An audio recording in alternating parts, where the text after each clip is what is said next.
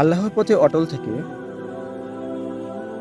সহিহ হাদিস অনুযায়ী জীবনযাপন করার জন্য আমাকে কিংবা আপনাকে সমাজে যদি গালি খেতে হয় বা অপমান হতে হয়, তাহলে গালিও খান, অপমানও হন, কোনো সমস্যা নেই।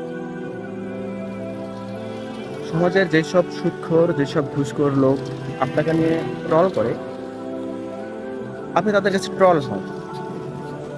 সমাজের যেসব গানজুট্টে, যেসব সুদখোর, ঘুষখোর, যারা সপ্তাহে একদিন মসজিদে যায় নামাজ আদায় করতে, তারা যদি আপনাকে নিয়ে কটূক্তি করে, তাহলে করুক, করতে দেন। সমাজে যে লোকটা চরিত্রহীন কিন্তু উপর উপর দিয়ে ভালো, তাকে থাকতে দিন সেইভাবে। আপনি উপর উপর দিয়ে বেশি ভালো না হয়ে ভিতর ভিতর দিয়ে অল্প একটু ভালো হন।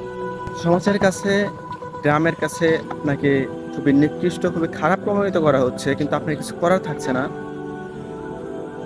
একটু ধৈর্য ধরুন। একটা কথা মাথায় রাখবেন, ওই কিয়ামতের দিন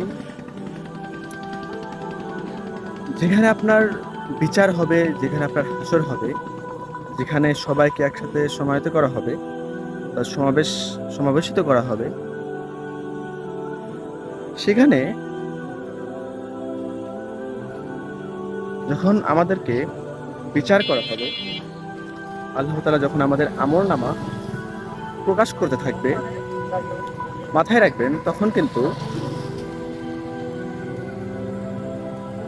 আমেরিকার কোনো মানুষ অথবা নিউজিল্যান্ডের কোনো মানুষ অথবা পৃথিবীর অন্য কান্ট্রির বা আমাদের দেশেরই অন্যান্য এলাকার কোনো মানুষের সামনে আমার বিচার করা হবে।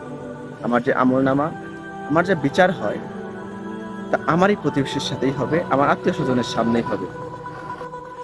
কাজেই ধৈর্য ধরুন। আপনি যদি ভিতরে ভিতরে আল্লাহওয়ালা হয়ে থাকেন, সৎ থাকেন, তাহলে ওই শেষ দিনটাতে তারা দেখে নেবে যে তারা কাকে নিয়ে কথা বলেছে, কাকে সমাজের কাছে নিন্দিত করেছে, কাকে সমাজের কাছে খারাপ বানিয়েছে, তাদের বিচারও হবে। একটা কথা মাথায় রাখবেন, আবারও বলছি, আই রিপিট, আমাদের হিসাব নিকাশ আমাদের পরিচিত মুখগুলোর সামনেই হবে। কোনো আমেরিকা, নিউজিল্যান্ড, ইংল্যান্ড বা মালয়েশিয়া বা সৌদি আরব বা মিশরের কোনো মানুষের সাথে হবে না। আমাদের আশেপাশে, আমাদের চারপাশে, আমাদের চেনা মুখগুলোর সামনেই আমাদের বিচার।